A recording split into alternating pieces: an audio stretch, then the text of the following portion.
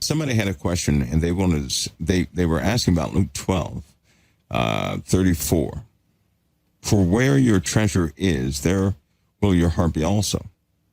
Right? Let me answer that one first. If all of a sudden something happened, I've seen this happen multiple times, and somebody said, leave your homes and go south, right? What's the first thing you would grab? Anybody? Would you have a hard time figuring out? If they said you can only take, 2.5 pounds with you, how many of you, it would take you more than 10 seconds to find out what you're going to take? How many?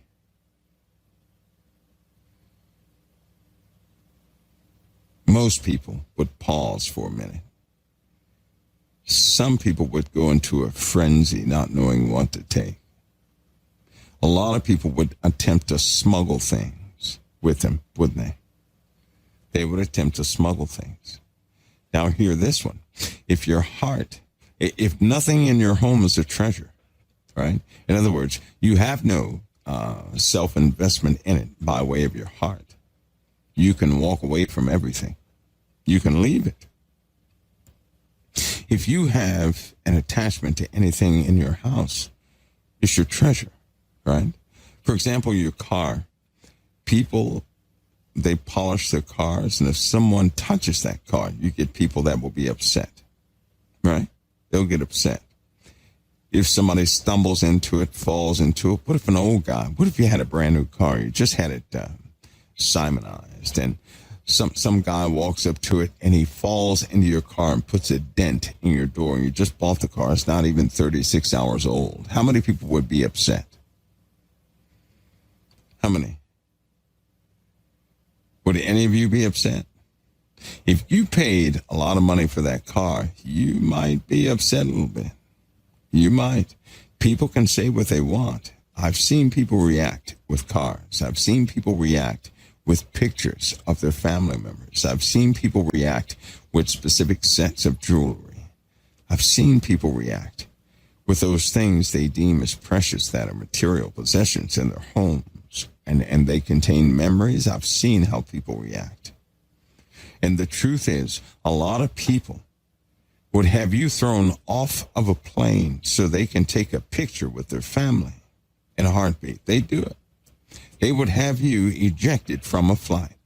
Try to convince you, why don't you wait for the next flight so I can take this picture? It means a lot to me. People would do that. Personally, I would never do that. Nothing is going to go before what the Lord finds precious, which is humanity. See, I found some great flaws in my life over the years. You know what the number one flaw was? I actually had a few things that came before humanity, and that's a no-no. Not a car, not an animal, nothing ought to go before another human being. Nothing. There are people out there right now, they would see a person starve and be content, but they could not see a dog starve and be content. So they'll put that dog before another human being. I've seen people put items before humanity. People certainly murder over items. They will kill you to take a possession or have something. When your heart is connected to something, normally it's because you have a vested interest in that thing. And if that's the case, you're going to find yourself protecting, babysitting this thing. So your heart is there.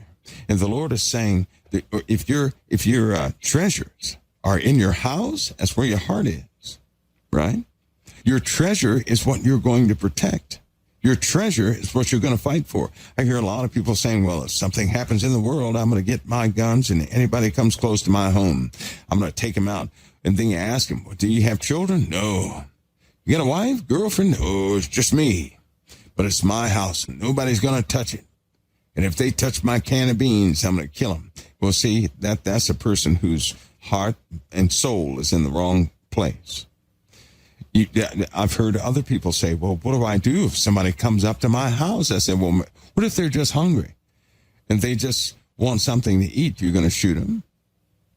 Because a lot of people were saying back in that day, which is why the Lord did not allow it to happen. They were saying, this was 2012. If they come in my neighborhood, I'm going to shoot them. I'm not going to ask questions. It'll be dangerous. I have to protect everything I have. And see, that was a problem.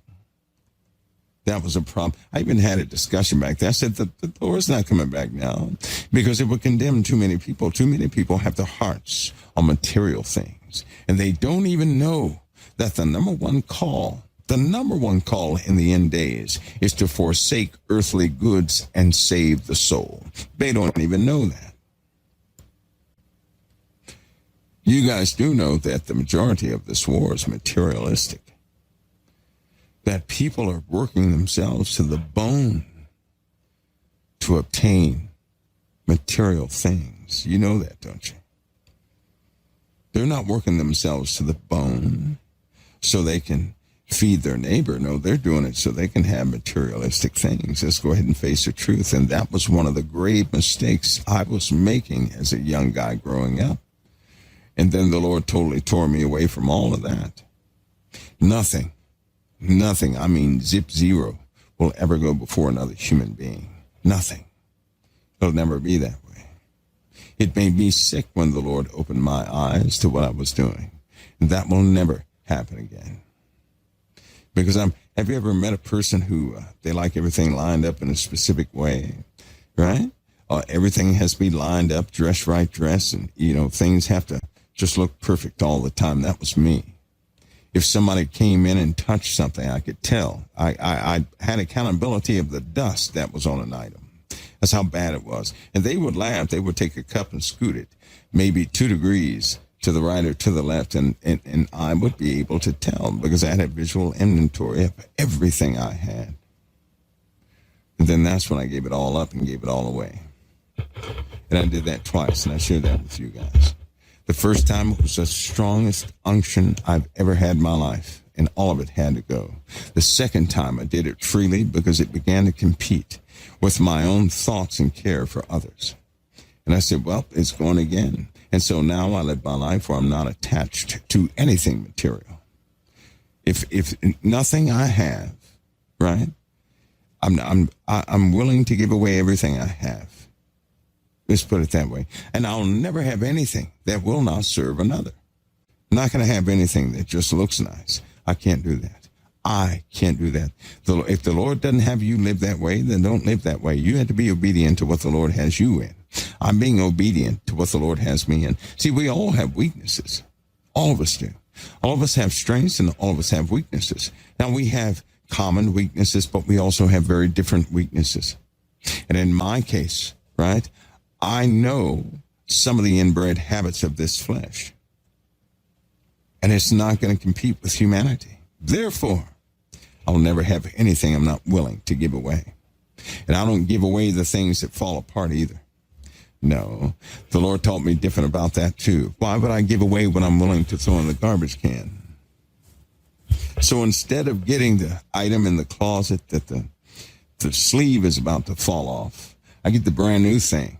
That's what I give away. I keep the torn up stuff and give away the good stuff. It's totally backward, worldly wise, right? But that's how the Lord has me. Do you know why? Because I can never go a day. I can't live a day on this earth where I have an attachment to anything on this earth. I can't do that. Nothing can go before humanity. And believe me, it's very easy for things to creep into your life and set themselves up higher than your fellow man. That's not going to happen in my life. That's just not going to happen. Anyway, hopefully you guys understand that. So when it gets to this time that people are in right now, I'm telling you right now, people, there are folks, they're living to gather material things. And material things is their comfort, right? See, in my life, so long as I have placement with my Father in heaven, I'm good to go. But you see, I have a lot of people, they're not going to be comfortable until they have tangible things they can touch. I can sit in an empty place with no promise of anything. So long as I can pray, I am good to go. So long as I can do something for the Lord by serving my fellow man, I'm good to go. I don't need material things, and I've been tested on that. So don't go boasting about that you're the same way. Don't do that, because you could lose everything. The Lord will qualify every word you speak out of your mouth. You belong to him now. You've been bought with a price. You're of the kingdom. So you're just not some average person. Be careful how you speak. You're going to be qualified for everything you do speak. But I've been sent through this process a couple of times. The first time, even though it was initiated and agreed upon by me, it was not easy, because the next day when I gave everything away, do you know what happened the next day? The next day I was sitting there thinking, like, did I make a mistake? That's exactly what I thought. I said, oh, no. No. See, I had to be broken of that. And I will not allow that stuff to seep back into my life. I won't do it. Won't do it. So I had to be careful where my treasure is, right? Be very careful where my treasure is. Because where your treasure is, there your heart is also. It's just like home. Home is not actually this nice place you think it is. Home to a lot of children is where the parent they love exists. That's what home is. So parents, you make the home. The home doesn't make you. You make the home. You can take a nice place and you can think that's home for you, but for your children, that could be hell itself. I can assure you, if you let love flow through you to those members of the household, a motel room can be home. Home is going to be where you are. Your heart, where your treasure is, there your heart is also. And the reason why is because if we have a treasure here on earth, we have labored for it. We prize it, right? It's our prize. It's one of our highest possessions. And so we're going to constantly take inventory over it, keep it clean, do whatever we have to do. But that connection with heart poses a problem. And the Lord is saying, don't store up treasure here on earth. He says, for where your treasure is, there your heart will be also.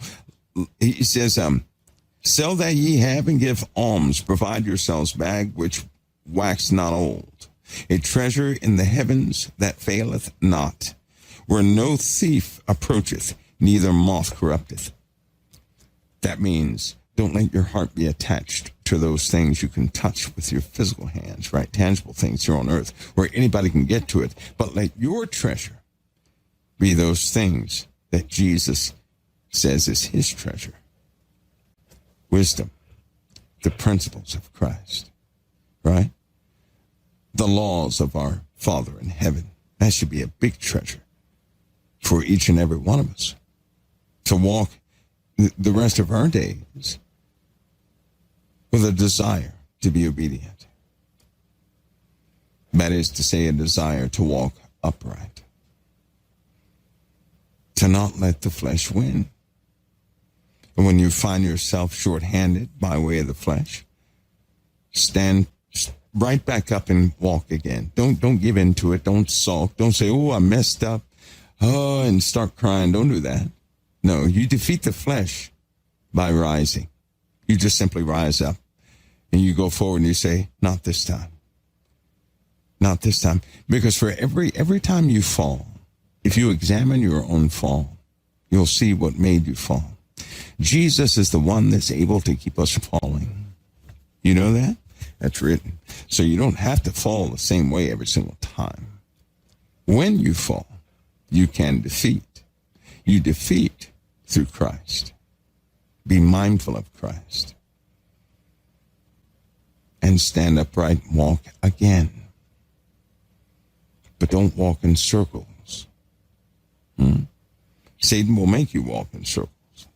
And our own stubbornness can have us put in the wilderness, which is to walk in circles, to have repeated episodes in your life over and over again because you choose not to change the pattern.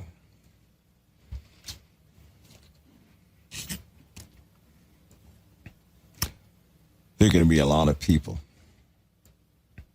and I've seen it in storms. You know, certain people can't leave their homes in storms because they want to protect everything. The truth is going to be found out of all of us. Normally, in a catastrophe, that's when it's found out.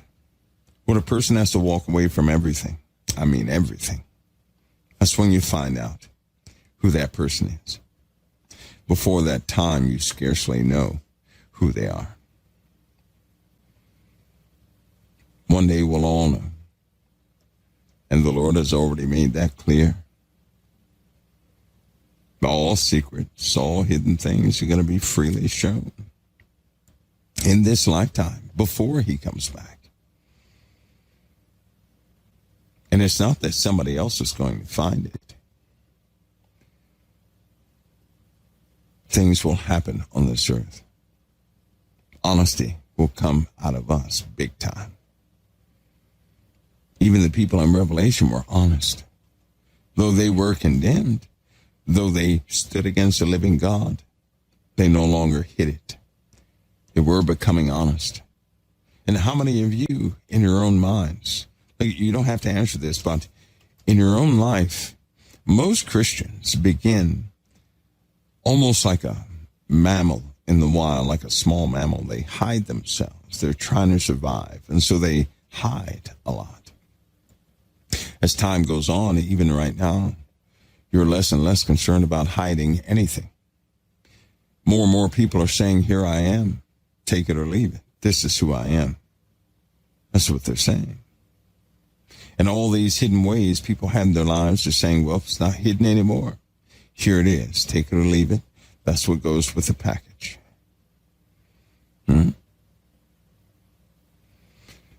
A further change in society, in the world, is going to bring out the rest.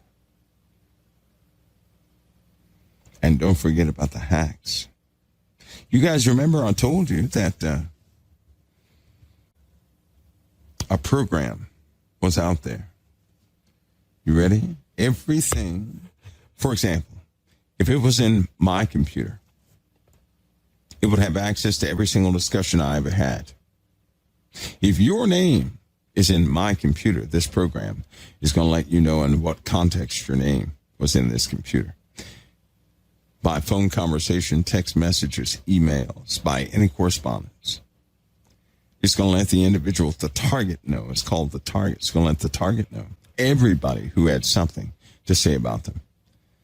The way computers work, they just have a natural knack to pull out the negative things. That means on Facebook, when you have these conversations about somebody else, this program, this virus, this application is going to take all that conversation and send it to the individual. And they're going to let the individual that you were talking about to somebody else know about that conversation. That's going to actually happen. It's going to spread. It's sleeping right now on many machines. I think present count is well over 1 million machines it has already embedded itself in. So any conversation is just, it's going to go back to the individual. Now, when that happens, that's really going to put your Christianity to the test, specifically forgiveness.